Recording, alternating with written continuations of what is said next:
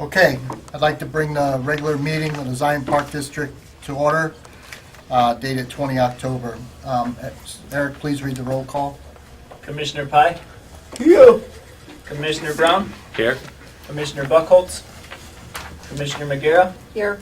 President Hartman? Here. Okay, next on the agenda, we're going to make a change from, real quick, from 9 to 5A, and then you'll go after the commissioner's comments. Sound good? Yep. Okay. All right, I will make a motion to approve the minutes of the Personnel Finance Subcommittee meeting and the minutes of the regular meeting of the Zion Park District dated 15 September. I'll make a motion to approve the minutes of the Personnel and Finance Subcommittee and minutes of the regular meeting of the Board of Commissioners of the Zion Park District that was held on September 15th, 2016. All right, do I have a will second? second that. All right, I have a second. Eric, please read the roll call. Commissioner Brown? Aye. Commissioner Pye? Aye. Commissioner McGarrah? Aye. President Hartman? Aye. All right, I'd like to welcome the guest. The gentleman in the back, could you please state your name and your address for the record, please? David Permains, 3810 Tixie Drive, Zion, Illinois. Thank you. And I think the rest are not really guests, but, okay.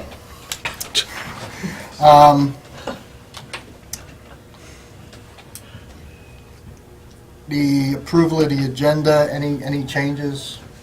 We're Other not than- gonna have to have No an executive executive? session. Okay. Strike that. All right, any commissioners' comments? I guess I would just like to talk about the grant that partnered with Kaboom to build that wonderful park at Herman.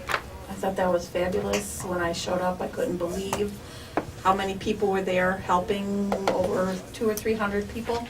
Yeah, it Over was- 300 people. Over 300, yeah. Yeah, it was really a great thing to see.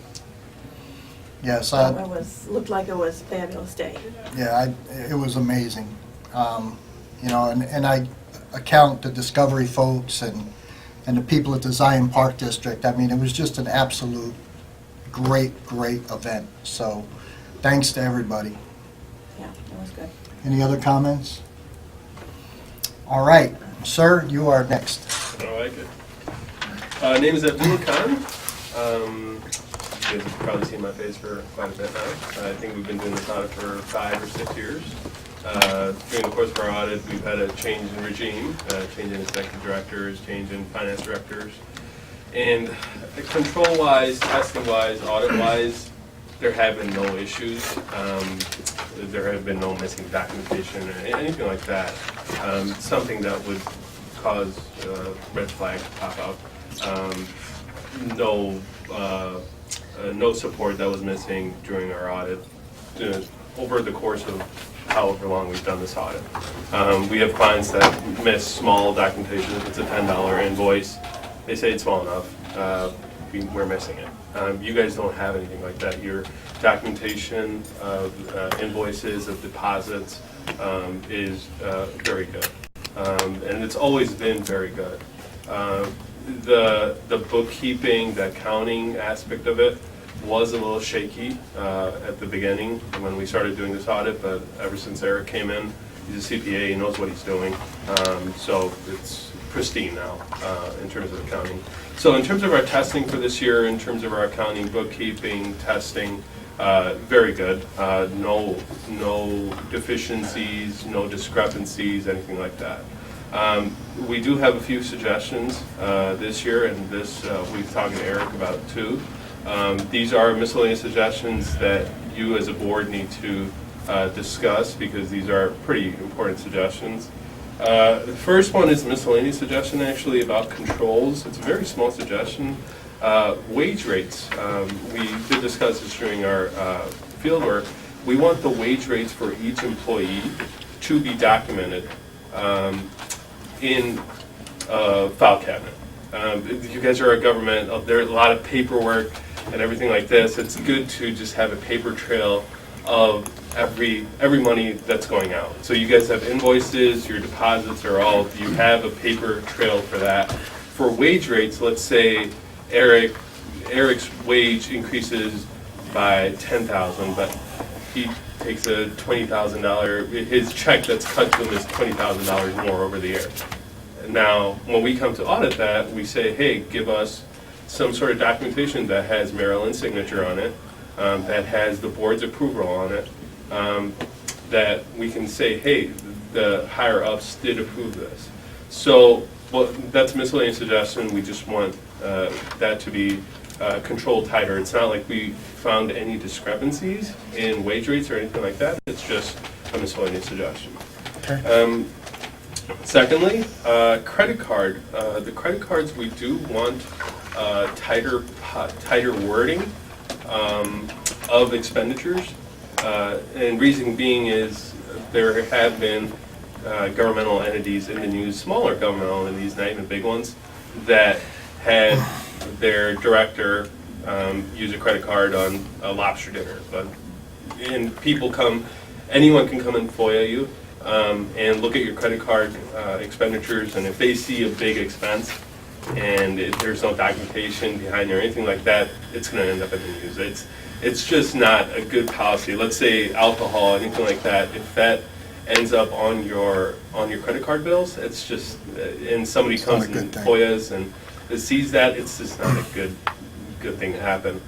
So it's our credit card testing did not show any expenditures that were alcohol or anything that was undocumented.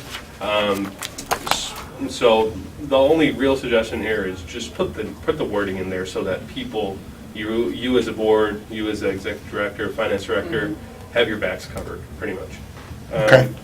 Now, the suggestions that the board needs to ponder about, if you guys haven't already discussed this, the working cash fund has a large balance in there from 10, 15, it's a very long time, and you guys aren't the only district. There's similar districts around you. Let's say I do Dundee Park District, that's pretty close to here.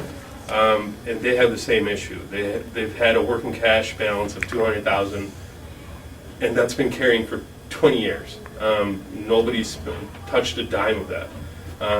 Now, you can abolish a working cash fund, but if you abolish it, I believe you can't levy for the next 10 years.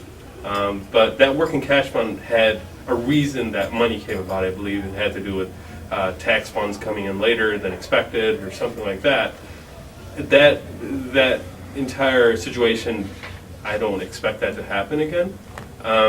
So if you as a board think it's fine to proceed with that, then we would suggest you guys to go ahead and abolish that fund and move that money into the general fund. Moving on, the Shiloh, and I'm going to move on to this later on, but the Shiloh Golf and Shiloh Swimming Pool, they've been historically losing money like crazy. So if a fund is not making money, is not holding its own weight, it's not a proprietary fund. It's not, unlike the Shepherd's Crook Golf Course, which is actually making money. You can't say, hey, we're treating this as a business. If this was a business, it would go under in year one. It's just not. So a proprietary fund is a business fund. That's the definition. So our suggestion in terms of treating these two funds going forward is to move both of these funds into the recreation fund. And Eric did suggest this, so I'll give him the kudos for this, because it is for your reporting, for your bond agency. It's when they're going to look at your financial statements, they see these two funds losing money like crazy, and they see this depreciation and large loss. Now, if you move this to the recreation fund, that depreciation is going to go away on all those fixed assets and everything. So that loss does get absorbed, and it does get reduced, and it does get absorbed into the recreation fund. So we do suggest doing that if the board obviously thinks it's okay. Lastly, the IMRF fund. It has a large balance in there. You don't want a tax objection come up, and tax objections are in arrears. You'll see a tax objection from 2008 today. They're very light. So going forward, what you can do with the IMRF fund balance is either you levy less, which is not a suggestion, because what if you need more? You're going to have to levy more in the future years. Or you can take that IMRF fund balance and pay down your pension liability that you have with IMRF. And I'll get to that later. Let's move on to the financial statements. I'll try to make this quicker. Page 12 is your balance sheet of your entire park district. And this is, you'll hear me say balance sheet a couple of times, but this balance sheet is entire district. This is, if you maybe you have seen a business balance sheet, this is the equivalent of that. This does not, this includes your debt payments, this includes your fixed assets, your depreciation, everything like that. So this year you'll see there's $15 million of assets and $8.1 million of liabilities. Your assets outnumber your liabilities by 2 to 1 almost, which is good. As far as what you're more concerned about in the future, 1 year from now, 1 year as of 4/30/16, so a couple of months away from now, you have $1.5 million of current liabilities that are due looking as of April 30, 2016, they're due within 1 year. And you have $5.2 million of current assets. So no issue of not being able to pay your bills within 1 year. So that is good to know. As far as your income on an overall basis, we'll flip to page 13. This here, overall, this is the entire entity. This is including depreciation expense. This is including your debt payments, meaning your debt payments are not shown on here because they're moved into the balance sheet. So this is the correct income statement. You're showing an $89,000 profit, which is good. Overall, the district was profitable. Page 14 is your balance sheet by fund. There are no, under the fund balances, you'll see that there are no very large fund balances except the IMRF fund balance. The recreation fund obviously has a $1.3 million deficit, and that's improved from last year. It used to be much worse. The liability insurance fund has a small deficit of $12,000. Moving on to page 15, this is your fund balance or your income statement by fund. You'll see there's last year there was a $296,000 profit in the funds, and this year there's a $192,000 loss. But that loss is attributed to $535,000 of additional debt service payments that you had to make. So if you really look at it, when you back out your debt, you guys had a good year in your funds. Your debt, that's just something, that's a process that accumulates over years. If you have a loss in 1 year, you're paying more cash out of the bank. When you don't have cash, you take debt. When you take debt, you pay more interest, more principal in future years. It's just, it's not something that you guys have done wrong. You're in the current year, it's just accumulated over the years. So these debt payments, you can't really do anything about them, and I believe that there is a similar debt payment coming up next year. Page 17 is the proprietary funds, and as I was mentioning before, the proprietary funds, the Shiloh Golf and the Shiloh Pool are not doing good, but there was a better year in the proprietary funds. Overall, there was a $17,000 profit in the proprietary funds when you back out depreciation and interest, compared to a $50,000 loss last year. So the Shiloh Pool, Shiloh Golf, not doing good. Shepherd's Crook is doing good. The following funds had expenses in excess of budget. The Shiloh Pool had $6,000 of expenditures over. Liability insurance had $4,000. Paving and lighting had $3,000. Now, the last thing I want to discuss is page 46, and this is new for this year. A net pension. Net pension liability is it's an estimated liability, but it's not a liability that you guys owe right now. It's if you take Eric. Eric is going to retire in 30 years. It's estimating how, like 10 years? How long? Not 10 and not 30, So I'm pretty it's sure. estimating the pension that would be payable to Eric. Let's say Eric dies in like 15 years. It's gonna cut off right there. So it's an estimate. It's not like you guys owe all this. So in the pension, your IMRF pension, this is from day one of the Park District to today. What you guys have in the pension versus what you guys owe in the pension. So what you guys have put in, what the employees have put in, all the interest, all the investment income, that's what's in the pension fund. And then the liability is the estimated liability that's going to be paid to Marilyn, to Eric, to every employee that's in IMRF. So you guys have a $13.9 million net position, which is what you guys have, and you guys have a $15.7 million liability. That's the estimated liability. So right now there's a $1.8 million net pension liability when you take the difference between the two. So that's just something for you guys to know. That's not a liability that you guys owe right now. It honestly never will be. But as I discussed before, the IMRF fund has a large fund balance in there. If you guys want, and I mean, if the tax deductions keep coming, you can take that money and try to reduce that liability. So I'll stop right there. Yeah. 3.5 minutes. No, that's good. I got a question. You were saying if he died.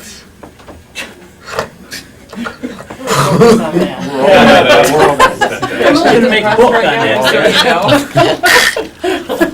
Yep, that'll wipe Or out when's the that line? net pension liability right there. If family don't get their pension, that what you were saying or no? Well, I mean, what my point was, the total pension liability, the estimate, it takes life expectancy into consideration. Oh, okay. Yeah, so I mean, the people that are older, their pension liability is going to be less. It's That makes no sense. Yeah, it's really just an estimate, so Oh, yeah. that number is, based on actuarial tables. Okay. So it's hard to say that it changes actually probably every year. Yeah. Right? oh yeah, Yeah. definitely it does. And And honestly, that's how they, yeah, $1.8 million of a net pension liability is very good compared to what you guys have. We have fire districts and school districts that have ridiculous. They'll have a $10 million pension liability, and they have like $5 million in the pension. It's terrible. I mean, they're very small. They have a huge pension. IMRF is a very good system, fortunately. So this really isn't something that you guys need to worry about. Okay. You have anything more? That's it. That's all I have. Well, any commissioners have any comments? All right, first I want to thank you. Thank you. This is great stuff. Now, I just want to make one thing clear, that what you're saying is to kind of separate, instead of having the golf course, the Shiloh golf course and the pool separated, just merge it right into the recreation funds, Yeah. pretty much. Yeah, but for your guys' internal purposes, and this is all from a reporting standpoint, this is going forward, if you guys do decide to do this, our audit report is just going to lump both of these funds into the recreation fund. But from your guys' standpoint, your books, how you guys track the funds, I would suggest it to stay exactly the same. Because you don't want your Shiloh pool, Shiloh golf, the tracking to pretty much go, to be forgotten about. Let's say, yeah, exactly. I mean, they could be losing $1 they could be making profit and you still think they're losing money. I mean, you never know. Okay. Yeah. So the policy suggestions, we will bring to you as policy changes, policy decisions. So this is just the first step in looking at that, but we'll bring that back to the board, after we make sure that we vet it with the attorney and all those things. Oh, yeah, all of for the sure. things that we're doing. So, Absolutely. it's just their suggestions for us for this year. All right, any other questions from the commissioners? Again, sir, thank you for your time. Good. Thank you. And Eric, and again, the Park District staff, outstanding job. I mean, this is awesome. Definitely. Appreciate it. Thanks. Okay, hang on, all right. See you Good later. to see you, Bill. See you next year. See you guys. Take care. Have a good Have a good night. You go that way after this, we'll meet you around. Okay. Wanted to get that out of the way. But our guest tonight, any comments or anything you'd like to bring to the board? No, actually, I'm just here, I represent Stonebridge Crossing, and I do live in the city also. Just to get familiar with the board and what you're doing, and how we can bring what the Park District offers to our community there. Because what I get from residents there is that they feel out there out on their own. And I said, no, I said, your textiles go over here, and we should make use of this. So I'm trying to find a way to bridge that gap. So everybody coming to meet is a good starting point. So. All right. All right, thank you. Next on the list, anything from the attorneys? No. All right. All right, I will make a motion, or I'll need a motion to approve unpaid bills. I'll make a motion that we pay the unpaid bills in the amount of $128,839.20. Do I have a second? I'll second that. All right, I have a second. Eric, please read the roll call. Commissioner Pye, Aye. Commissioner Magera, Aye. Commissioner Brown, Aye. President Hartman. Aye. Okay, next on the agenda is the director's report. Marilyn? Okay, in addition to my written report, I just wanted to share with the board that we have moved forward with the Paderma Health Program for the employees. There was no change in the rates for our employee health insurance this year. So the program that we are offering is basically the same as what we offered to the employees last year, which I think is fantastic that we have that opportunity. We do have a change in the full dollar amount based upon changes in full-time employees, so salary retired and, what's your name again? Larry retired and Alan and Derek came in, and so just because of changes in the types of insurance that they are taking, family versus single, we have a 2% increase in the dollar amount Right, that because we of the will change. be budgeting in for insurance in the next fiscal year. But really happy with that we were able to offer that package to the employees for 2017. There will be no change for what the insurance will cost them and cost us. The legal symposium, I put in your packet information about the legal symposium. It is during the weekday. And I'm just going to say that generally, many of those topics are covered at the state conference. So if you do decide to go to state conference, you certainly can pick up the information that is given at the legal symposium. I am taking two of the staff, Kay and Eric,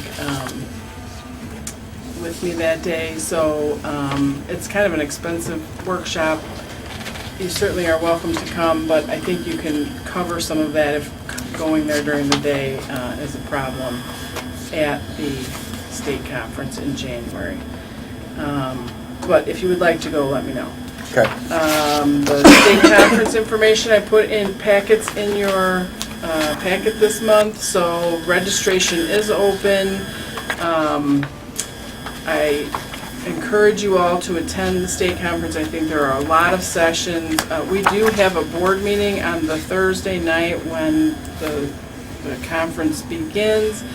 Generally on Thursday, it's pre-conference workshops that are more staff-related, so really the sessions for you would be on Friday and Saturday to attend.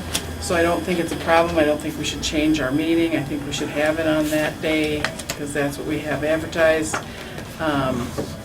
And I'll be happy to do registration for you if you would like to go. But there is a deadline for the early bird registration, which saves us money, and that is December something. You can put me in now. Yeah, I don't see it.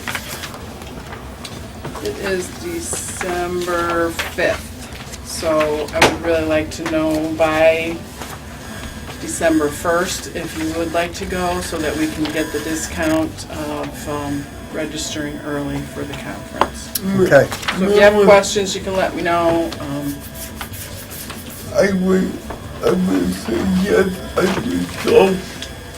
Okay, so go through the registration sheet and fill it out for me so I have all the information when I register you, because there are questions on that registration form that they do ask when I do the online registration. So if you need to, you can come in and I'll I help you do will that. come in. You can, Okay. The other thing is that we did have staff that attended the NRPA conference. I did not get the packet put together of write-ups from that conference from the staff, but I'll have those for the November meeting. All right. Just did not get that done before this meeting. It was a great conference though, and I think that we took a few more staff people since it was close by, and I think that was great for them. It was a great opportunity for them to participate in some more global education opportunities and networking with people from other states, and so that was a good opportunity. All right. Anything else? I have a question, actually, this for Kay, because Kay's out. Okay. Well, it said that they restructured that after-school stuff. What's that all about? So they decided that it was not just open to anyone. The kids have to be at an academic level that they predetermined. So these are the kids who are really struggling with school. And so they redid that, so it wasn't open to every family. It was only open to those kids who are at the lowest level and struggling with school, trying to get them so that they were having more success by having a longer education day, including the after-school program. So that's how they restructured Have you it. had a lot of comments or complaints or anything regarding? No, I don't think there has been a whole lot of complaints. And really, it's the school district's decision, so I think people are finally realizing that coming to us doesn't help them. You know, we don't make those decisions. That's really the school district. We're just helping to, facilitate staffing. So I think we have less comment about that than we did before. Okay. Any other comments from any of the commissioners? All right. Thanks, Marilyn. All right. Next is the audit engagement proposal for 2017, 18, and 19. Right, so we generally do a 3-year commitment to an audit firm. We're very happy with Canuti, and because of, as Abdullah told us, Eric's ability to do some of the accounting work that they were previously having to do, they have actually reduced the price by $3,000, which is awesome. That's a huge savings for us. And, all that credit goes to Eric, so first I want to, really give him credit for that. And Abdullah, who actually went to their partners and said, I feel that this is the right thing to do for the Zion Park District because they're making so much effort in he comes here and everything is ready, and just the accounting entries that Eric is doing has really made a difference. So I would recommend that we engage Kennedy and Associates for the 3-year commitment that they have put forth. So the fees are kind of back in here a ways. April 2017 at 12.2, April 2018 at 12.4, and April 2019 at 12.6. The other thing that's nice about this price is that our levy will almost cover this, so we will not have to put so much of general funds into the levy. So it'll already be covered. Because our audit was costing us more. Okay. So I'm going to make that recommendation. All right. I will entertain a motion to approve the audit and engagement proposal for 17, 18, and 19. I make a motion that we retain Nudie and Associates for 17, 18, do I have to read the dates? April 30th, 2017, April 30th, 2018, and April 30th, 2019. I will second. All right, I have a second. Eric, please read the roll call. Commissioner Brown, Aye. Commissioner Pye, Aye. Commissioner McGarrett, Aye. President Hartman. Aye. Okay, next on the agenda, the golf simulator proposal for Shepherd's Crook. Right, so Alan handed out a photo, which was not in your packet, just to see what the simulator looks like for you, and how it's tracking on the 3rd page. And he also put together a packet of information that I did include in your board packet.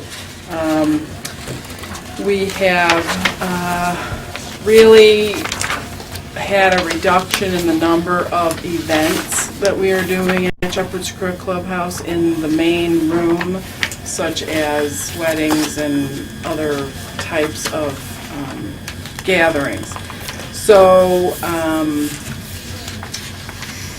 with the utilization down, we're looking at opportunities to do something else. We had talked about gaming last year. We haven't moved forward on that because when Larry decided to retire, and I wanted to give Alan the opportunity to have a summer at Shepherd's Crook. Kind of feel out what's going on. Really decide, what kind of direction. So this is the direction that he is bringing to us.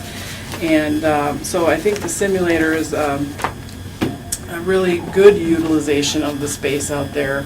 I think we will have people who will come in and use it. He gave you some statistics that he put together based upon other facilities and their use. There is not a simulator that is Pretty close to. close by us, right? What did we think the closest one was? There's an older model in the basement of Bonnie Dundee, but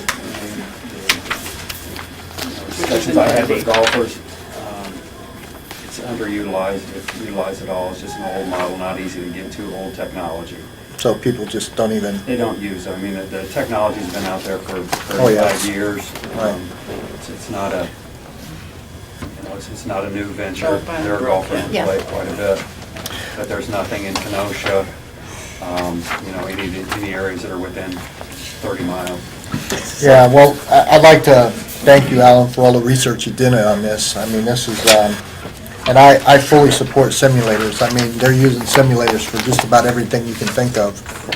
And now I understand that they can have actually tournaments or leagues with these simulators also. Absolutely, the technology's there to have global golf leagues on the same night. You can compete with golfers from around the world. It's all cloud-based. See, that's just unbelievable. Yeah. Question, have you used a simulator at this caliber of a simulator? I have. I was actually looking at those at a previous job, and it was Full Swing that we looked at. I saw them down at the Golf Industry Show in Orlando and looked at them 2 years ago. What was your impression? They're fantastic. They're state-of-the-art. One of the things that they talk about is, the lag time from when you hit a golf shot to when it hits the screen. How realistic is that? And they use 8 different cameras And so it's a very realistic virtual golf experience, the kind of experience that has people come back time and time again. It's not where you go in and try and go, yeah, it was a little glitchy. So it's state of the art. And this company's been around for 30 years. They're a going concern. They've done the due diligence with the GSA contract, which is not an easy thing to do, to demonstrate, as a company that you can do that. And they're just the head and shoulders above the competition. The other companies are using radar, and they're using, laser and infrared, and it's just, well, I'm having used simulators on just about everything under the sun, in so many different fields. That's the big concern is, have you used it real time? You're a professional in what you do, and, what are the people in your industry saying? If you are comfortable with it, then obviously I feel comfortable with it. But, I do firearms, I do, whatever else. I can name 10 other things that I do that, where I'm using simulators. And there's a definite difference between the ones that are state of the art and the ones that you get on it, you do it once or twice, and you're like, that's okay, but I'm not going to spend my money doing it. This is three-dimensional. A lot of the other ones are just high definition, but this is three-dimensional and high definition. So it's a completely different There you go. experience. There you go. How often do they have to be upgraded or maintained or? We would be fortunate in that they just did a software upgrade last year, which they would do every 3 to 5 years, he said. He said they've got simulators that they've had out there for 10 and 15 years, that they're able to just upgrade them very seamlessly with newer technology.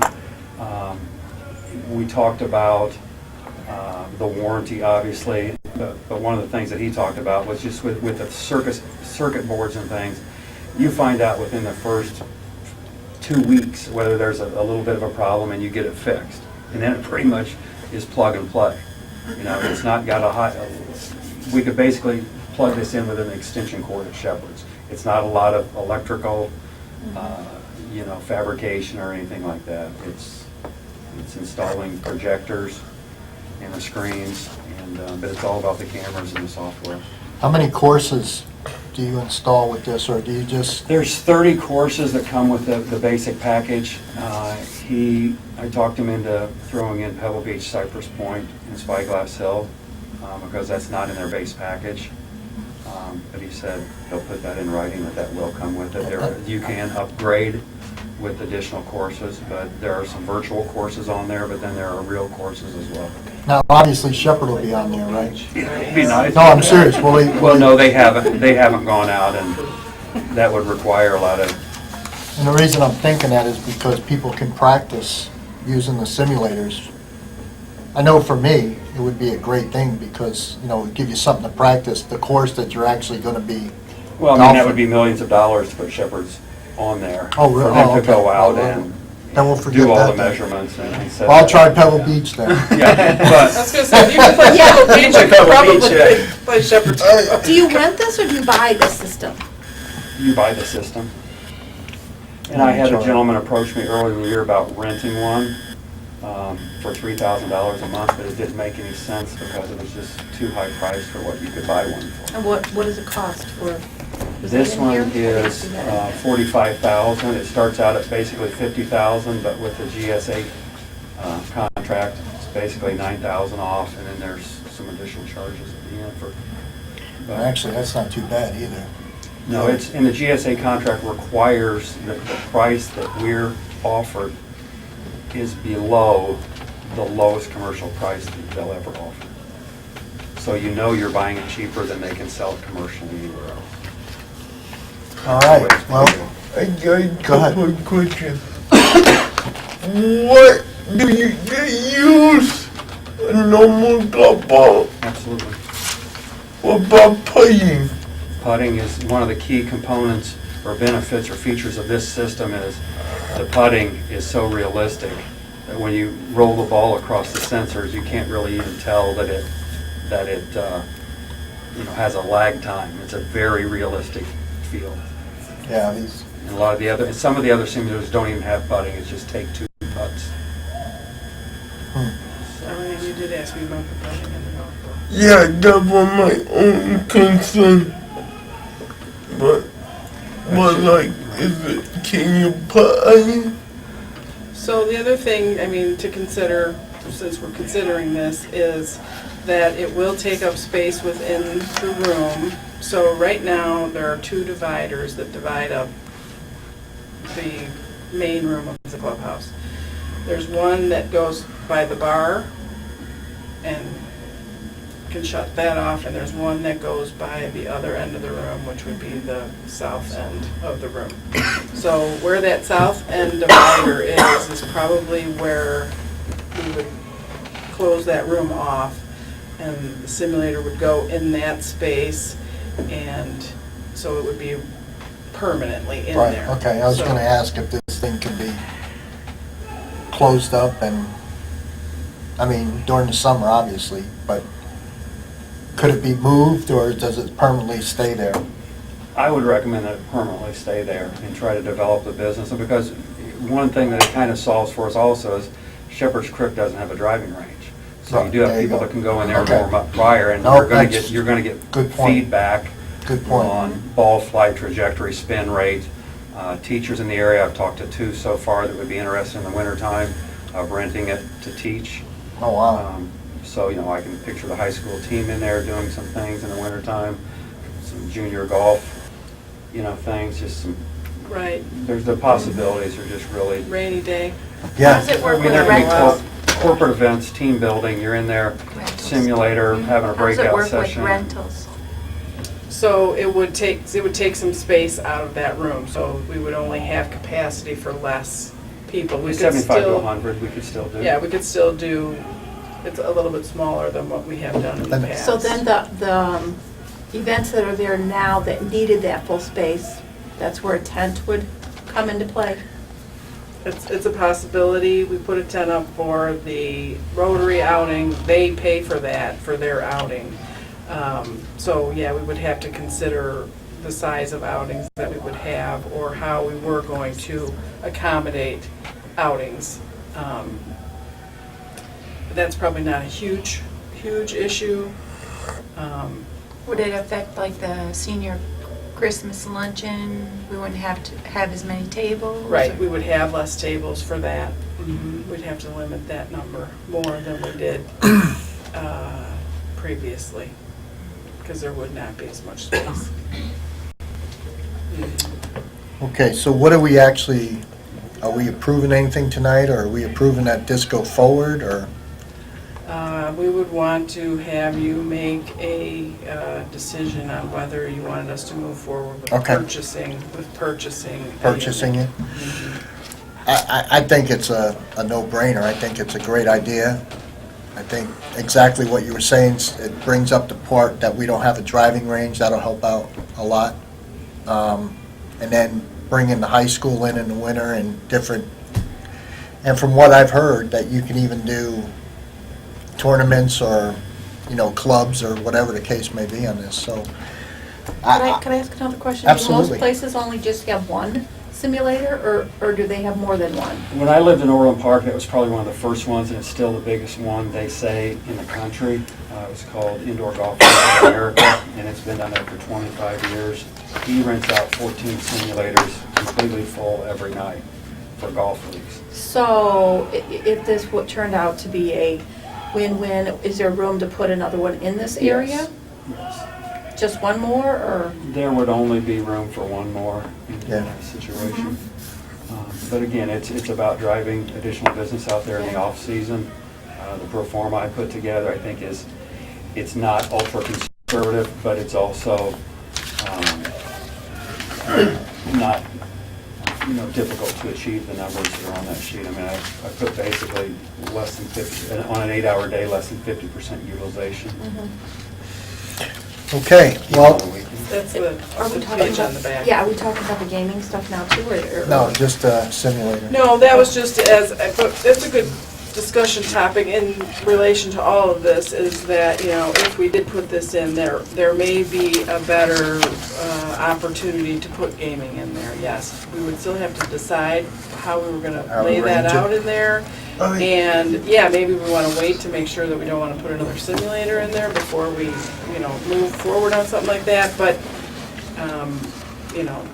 it could be part of the equation, certainly. Okay. Well, I'll go ahead and entertain a motion to approve the golf simulator proposal for Shepherd's Crook, that we move forward and purchase one of the simulators. I make a motion to move forward to purchase a golf simulator. I'll second that. I have a second. Eric, please read the roll call. Commissioner McGarrett, Aye. Commissioner Brown, Aye. Commissioner Pye, Aye. President Hartman. Aye. Okay. Next one is Golf Now contract for Shepherd's Crook. Can you hand me Right. that audit report right there? No, not yours. That's the extra one, Jan. Thank you. Yes, ma'am. This was not in your packets, and I was gonna hand it out to you, but it's a very simple contract with Golf Now. So, we utilize Golf Now for our tee sheet management and for our software that we utilize to get tee times at Shepherd's Crook and Shiloh Golf Course. This is an additional addendum to that Golf Now Plus, which would assist us in managing those tee times that we are not selling currently. So those are tee times that are expiring, and we are just losing the revenue from those times of day when we don't have golfers filling our tee sheet. So this agreement is that we would give Golf Now 5% of the proceeds from the sale of those tee times. And the reason that we're interested in getting into this partnership with them is because Golf Now has the infrastructure to pull in those golfers on those times that we're not going to be able to go out there and get people to fill Those slots. those slots that are just, right now, we're getting no revenue from. We would just be increasing the rounds that we are having played based upon them going out and recruiting for us. And with the magnitude of their organization and the way that golfers come to them, we don't have the resources to do that. Right, I'm basically saying that. They're the clearinghouse for golf tee times, basically. That's the first stop golfers are going to, is Golf Now on their mobile phones and on Oh, their okay. computers. Okay. And they're So, looking for deals, what are they looking for? Yeah, they are looking for deals, but it's basically what you call dynamic revenue management. There's sometimes you'll get, their software behind the scenes will look at our tee sheet and determine, it's much like you see on an airline, where you get closer to the day and a lot of the utilization is already taken, the price may go up. You may get closer to a day and have a tee sheet that's not filled, the price will have to go down to attract people. And, right now, we operate on just about a 50% utilization rate. Higher on the weekends, and about 60 and 40 during, the weekdays. So that means about 50% of our tee times are basically going in the trash. Right now with Golf Now, we looked back, and we do right about $200,000 a year runs through Golf Now onto our tee sheet. Their experience has been that revenues will grow in that type of a booking 15 to 30%. So what I said was, well, let's just take 20% growth. That's $40,000 by using their tentacles out there and the golfers coming to them. That works out to about 2 tee times a day, or 8 people a day for 200 days. That's 1,600 additional rounds at $25 a round. So the $40,000, we're going to keep 95% of that. They're going to get 5% commission. that's, yeah, I mean, And so that's the simple agreement Yeah. we tried to reach to, is let's do a commission-based agreement where you're going to make more with the better job that you do, Golf Now, driving people to us rather than just bartering tee times. having them come to you. Right. So they do a better job, we make more, they make more. Okay. No-brainer. So this was vetted by our attorneys, so we had, the last time we got into an agreement with Golf Now, we did change a few things in the language of the agreement to protect ourselves. First of all, because they wanted to have a, kind of a never-ending agreement, but we can't do that. We can only enter into 1 to 3 years maximum. So we're doing a 1-year agreement on this. And so that'll give us the opportunity to decide this is a good thing, or it didn't pan out, or, you know, we're not getting what we thought we were gonna get out of it. And so Jim Rock made that happen for us, and And how long is this contract again for? 1 year. 1 year, okay, that's what, okay. Yeah, that, all right, any commissioners have any comments? All right, I will make a motion to approve the Golf Now contract for Shepherd's Creek. I make a motion to approve the contract of Golf Now for Shepherd Creek. I'll second that motion. I have a second. Eric, please read the roll call. Commissioner Pye, Aye. Commissioner Brown, Aye. Commissioner McGarrett, Aye. President Hartman. Aye.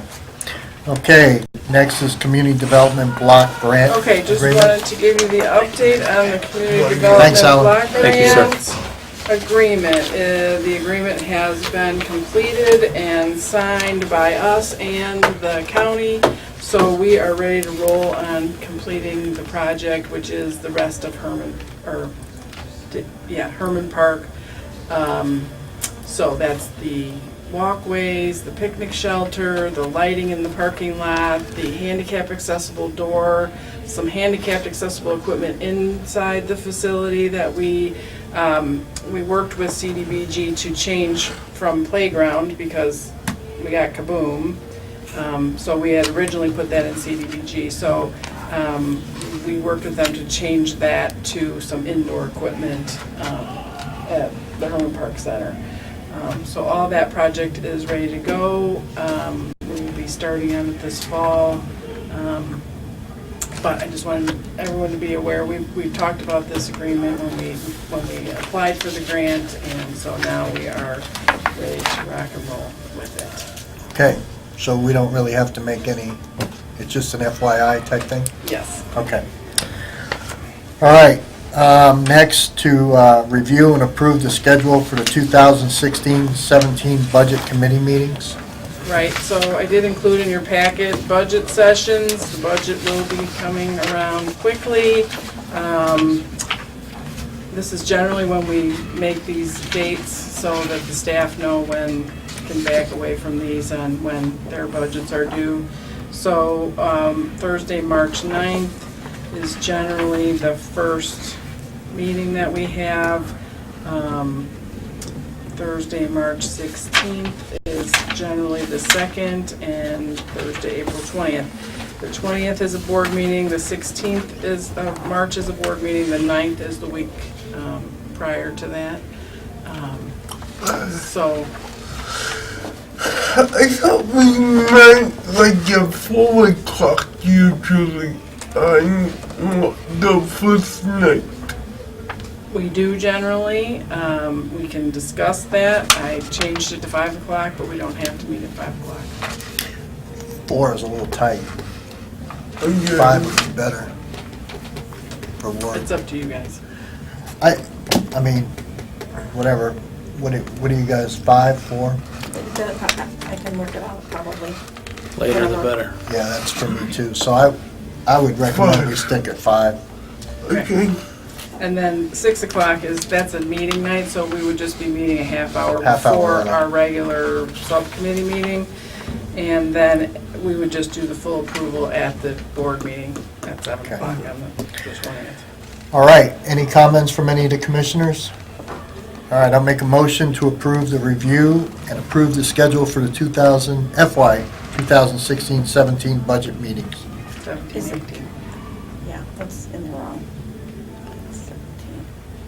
I make a motion to approve the schedule for the FY 2017 to 18 budget session. It's right on this paper, it's right Yeah. on this paper. I will second that. All right, I have a second. Eric, please read the roll call. Commissioner Brown, Aye. Commissioner McGarrett, Aye. Commissioner Pye, Aye. President Hartman. Aye.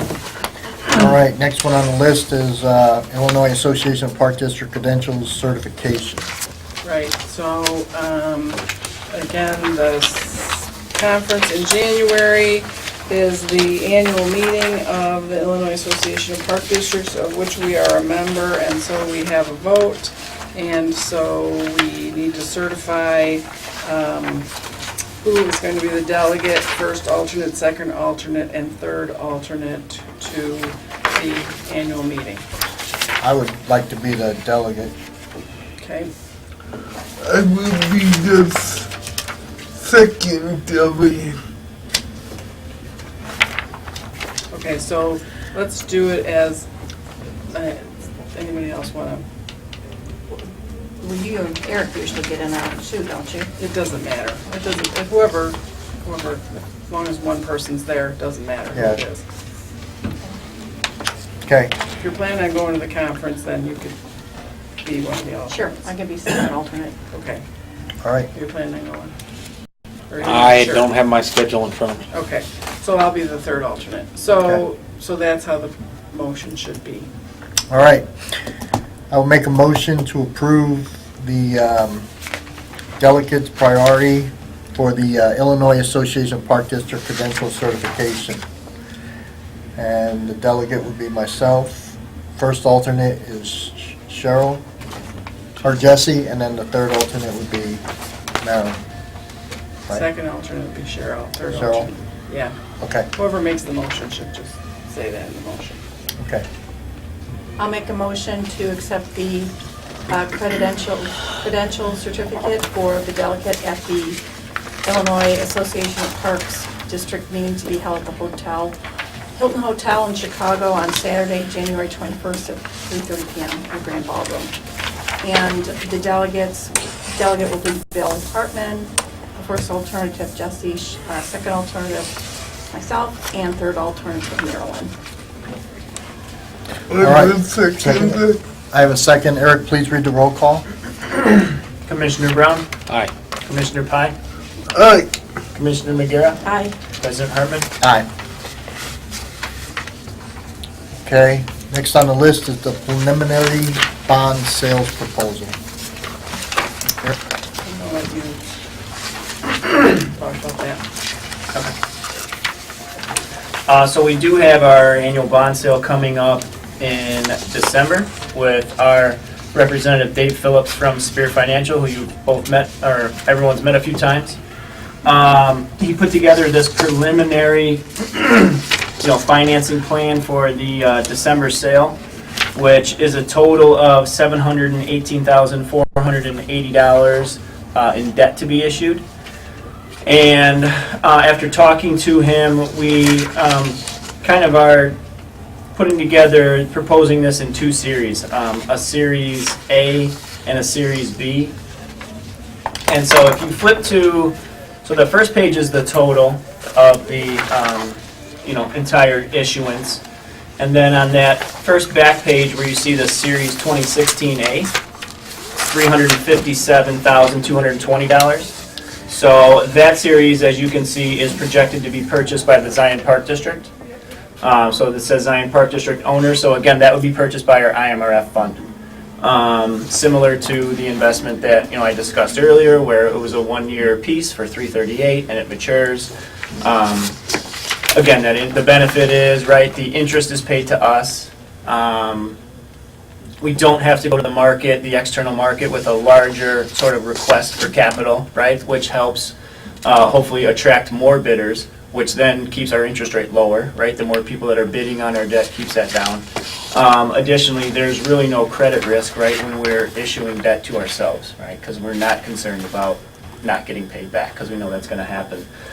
So you can see the breakdown here in the in how the pieces would be. This would actually be a partial of a one-year piece and a partial two-year piece. So we would actually be paid, but we'd be a $157,220 repaid in 1 year, and then $200,000 to be repaid in year 2. And again, just looking at our cash flow and our cash position within the IMRF fund, we're comfortable with that. That it wouldn't leave that fund, short-handed in any way.